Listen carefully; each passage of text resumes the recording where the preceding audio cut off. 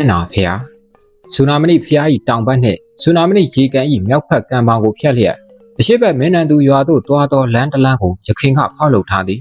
ထိုလမ်းဟောင်းမှာတဲပင်ပေါ်တွင်လှဲသွား၍ရသောလှဲလန်းသာဖြစ်ခဲ့သည်ယခုလက်ရှိမင်းနံသူရွာသို့တွားသောလမ်းမှာနောက်ထပ်ဖောက်လုပ်ထားသောလမ်းဖြစ်ပြီးပကံခီးသည်သည်ယခုတစ်ချိန်ရောက်သွားချိန်၌ကမော်တော်ယာဉ်များပင်တွား၍ရသောလမ်းဖြစ်နေသည်ပကံခီးသည်သည်ဆူနာမဏိကူဖျားကြီးမှာမင်းနံသူရွာဘက်ထွက်လာခဲ့သည်မင်းနံသူရွာမရောက်ခင်မင်းနံသူရွာမြောက်ဖက်၌ဘုံသင်္ကန်းကပ်ပြီးဒီတော်တင်ထားသောဂူဖျားတစုကိုအဝေးမှပင်လှမ်းမြင်ရသည်ထိုဂူဖျားမှာလေးမျက်နှာဂူဖျားဖြစ်သည်ပကံဖျားများတဲ့တွင်ကျန်းအားဖြင့်ဖျားနှစ်မျိုးနှစ်စားရှိသည်တစ်မျိုးမှာပြားတိုက်ထဲတွင်တမိုင်းဝင်ပစ္စည်းအဖြစ်နှင့်သာတည်ရှိနေသောဖျားမျိုးဖြစ်ပြီးခြားတစ်မျိုးမှာလက်ရှိဗုဒ္ဓဘာသာဝင်သူတော်စင်များကိုးကွယ်စည်းကပ်ဆဲဖြစ်သောဖျားဆောင်ဘောကဖျားမျိုးဖြစ်သည်လေးမျက်နှာဂူဖျားမှာဒုတိယအမျိုးအစားတဲ့ကဖျားမျိုးဖြစ်သည်မင်းနံသူရွာ၏ရွာဖျားတစ်ဖွဲ့ဖြစ်နေပြီးရွှေစည်းကုံဖျားအာနန္ဒာဖျားများကဲ့သို့ပင်20နှစ်တိုင်းလေးမျက်နှာဖျားပွဲကျင်းပပြုလုပ်ကြသည်ပကံခေတ်ကဤလေးမျက်နှာဖျားတစ်ဝိုက်သည်သာသနာ၏အချက်ချာဌာနတစ်ခုဖြစ်ခဲ့ဟန်တူသည်၎င်းများမင်းလက်ထက်ဘုရင်အမတ်နန္ဒသူဇနီးမောင်နှံတို့သည်တက္ကရာ985ခုနှစ်တွင်လေးမျက်နှာကူဖျားအပါအဝင်ဤဒေသတစ်ဝိုက်ရှိသာသနိကအဆောက်အုံများကိုကိုးကွယ်တည်ထားခဲ့သည်ပကံရှိထင်ရှားသောဖျားပထိုးများမှာများသောအားဖြင့်အုတ်ချုပ်သူဘရင်ကိုးကွယ်ထားခဲ့သောဖျားများမဟုတ်ဘဲဘရင်မူးမတ်တူကိုးကွယ်တည်ထားသောဖျားဖြစ်နေသည်မူးမတ်တူကိုးကွယ်တည်ထားသောဖျားဖြစ်တော်လေလေးမျက်နှာကူဖျားသည်ဘရင်များကိုးကွယ်တည်ထားသည့်ဖျားပထိုးများနှင့်အပြိုင်ဆိုင်ကြီးကျယ်ခမ်းနားလှပေသည်လေးမျက်နှာကူအတွင်းသို့တောင်ဘက်ကဝင်၍တတိုင်းဘေးမလွတ်ပေါက်သို့သွားလျင်အနောက်ဘက်ရှိအုတ်ကျောင်းများကို၎င်းအရှေ့ဘက်ရှိပထိုးများကို၎င်းတွေ့မြင်ရသည်အနောက်ဘက်ရှိအုတ်ကျောင်းများမှာမင်းနန္ဒသူဇနီးမောင်နှံတို့၏ကုသိုလ်ကောင်းမှုပင်ဖြစ်သည်ရှေ့ဘက်ရှိယခုခေတ်မင်းနံသူရွာဘုန်းကြီးကျောင်းလွန်သွားလျင်တောင်ဘက်တတိုင်းမလွယ်ပေါက်သို့ရောက်သွားပြီလိမ့်မည်ကျောက်စာတွင်ဖော်ပြထားသောတတိုင်းနှစ်ထပ်အနက်ယခုတွေ့မြင်နေရသောတတိုင်းမှာတွင်တတိုင်းဖြစ်ပြီးအပြန်တတိုင်းမှာပျက်စီးသွားပုံရသည်တတိုင်းတွင်ရှေ့ဘက်နှင့်အနောက်ဘက်၌မုတ်ဆောင်များရှိသည်မုတ်ဆောင်၏ပေါ်ပိုင်းသည်ပကံတစ်ဝိုက်ရှိခြားရှေးအောင်အဆောက်အုံတတိုင်းများမှမုတ်ဆောင်များနှင့်မတူဘဲထပ်ပိုင်းသို့ချွန်ထွက်နေသည်တတိုင်းတွင်အောက်ခံ၄တောင်အုတ်ခုံအမြင့်ပေါ်၌တည်ထားသောလေးမျက်နှာကူဖျားတိမ်အဆောက်အုံနေရာဟောင်းအုတ်ကျောင်းပြက်ကြီးနှစ်ခုဘူဖျားအုတ်ခုံနှင့်နောက်ဘက်ကပ်နေသောအဆောက်အုံပြက်တစ်ခုကြောက်စာယုံစသည်ဖြင့်ရှိကြသည်ဘူဖျားအပြင်ဘက်၌ထုံးတုပ်ထားသည်ဖြစ်၍အင်္ဂလိပ်ပိုင်းလက်ရများကိုထုံးတင်ကံဖုံးအုပ်ထားလိုက်လေပြီဘူတွင်ဘက်၌လည်းအချို့နံရံအောက်ပိုင်းများကိုထုံးတုပ်ထားသည်ဖြစ်၍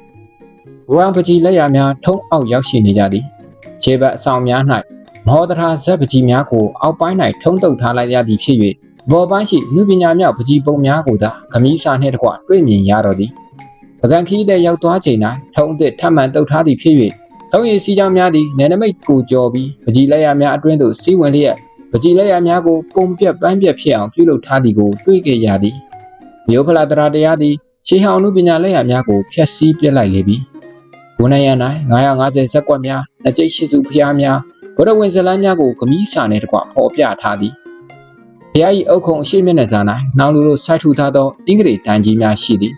ယင်းအင်္ဂလိပ်တိုင်ကြီးများသည်လှန်ကူး၏အရှိဘက်မြင်ကွင်းကိုပိတ်ပင်ကာစီးထားကြသည်ဘူ၏ရှေ့၌အဆောက်အုံပြက်ကြီးတစ်ခုရှိသည်ယင်းအဆောက်အုံပြက်မှာတိမ်အဆောက်အုံ၏ကျွင်းကြံဖြစ်သည်ယခုတတိုင်ကြံရှိနေသောကြောက်စီဘေးပေါင်များကို၎င်းကြောက်လေကားကို၎င်းတစ်သားတိုင်ကြီးများဆက်ထူရာအောက်ခံများကို၎င်းထောက်ရှူပါကဤအဆောက်အုံကြီးသည်ရှေးရခင်ကမြည်မြကြီးကျယ်ခမ်းနားမည်ဆိုသည်ကိုမှန်းဆကြည့်၍ရသည်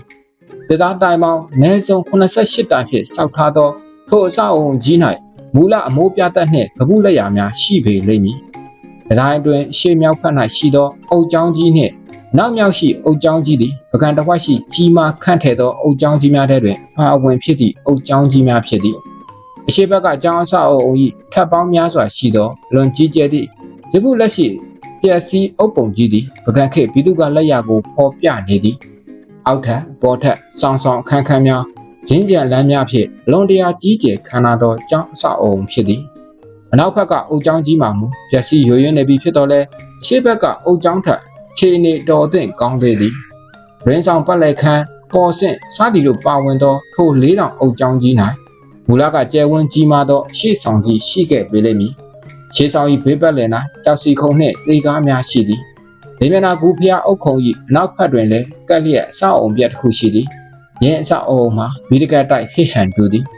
တိန်ချောင်းကုန်းနှင့်ရှေ့တိုင်းကြား၌မူလကြောက်စာကူနေရာတွင်ကြောက်စာယုံအသစ်စောက်လုပ်ထားသည်ယင်းကြောက်စာယုံ၌မင်းနန္ဒသူ၏ကြောက်စာတိုင်းများသာမကတိုင်းအတွင်း၌တွေ့ရသောအခြားကြောက်စာများကိုပါထိမ့်သိမ်းထားသည်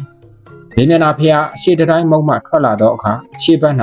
တောင်မြောက်တန်းစီရှိနေသောပုံတရံထူးခြားသည့်ပထိုးသုံးစုကိုထူးတွေ့ရသည်ပထိုးလုံးပတ်၌တွင်ခံပြုလုပ်ထားလျက်မူလကဗုဒ္ဓရုပ်ပွားတော်များဖြင့်၎င်းအောက်ခြေအုတ်ခမ်းကြောက်လေကပစ္စယအဆင့်ဖြင့်၎င်း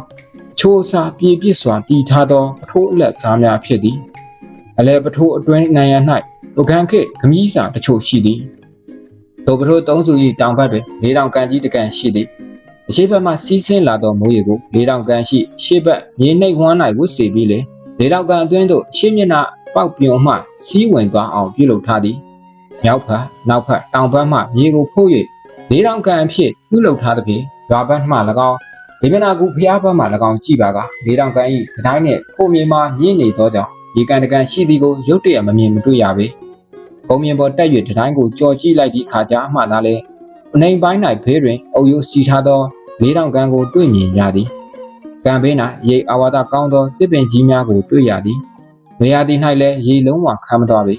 ထို့ကြောင့်ထို၄တောင်ကန်ကြီးသည်မင်းနန်းသူရွာသားများအားထားမိကိုရသောရေကန်ကြီးဖြစ်နေပေလိမ့်မည်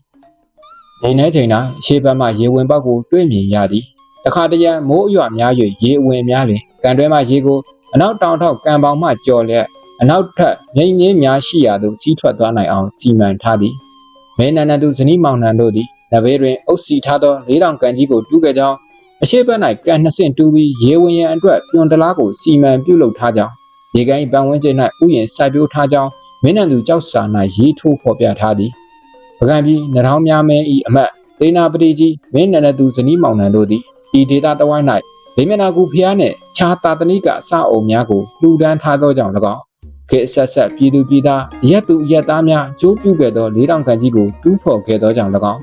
နောင်လာနောက်သားတို့သည်မိမိတို့၏ကျေးဇူးရှင်ကိုအောက်မေ့တတ်သသည့်အနေဖြင့်ခေတ်ဆက်ဆက်မိမိတို့နေထိုင်လာခဲ့သောရွာကိုမိမိတို့ကျေးဇူးရှင်အမည်မှဲ့ထားကြလေသည်ကာလရွေရောလာသောအခါမင်းအနန္တသူမှမင်းနန္ဒသူမင်းနန္ဒသူမှမင်းနန္ဒသူဖြစ်လာလေသည်မင်းနန္ဒသူရွာအမည်ကိုခေါ်လိုက်သည့်အခါတိုင်းမတ်ကြီးမင်းအနန္တသူ၏ညီနာမကိုအောက်မေ့တတ်သသတိရနေကြပေလိမ့်မည်အမတ်ကြီးအားကျေးဇူးတင်မဆုံးဖြစ်နေကြပေလိမ့်မည်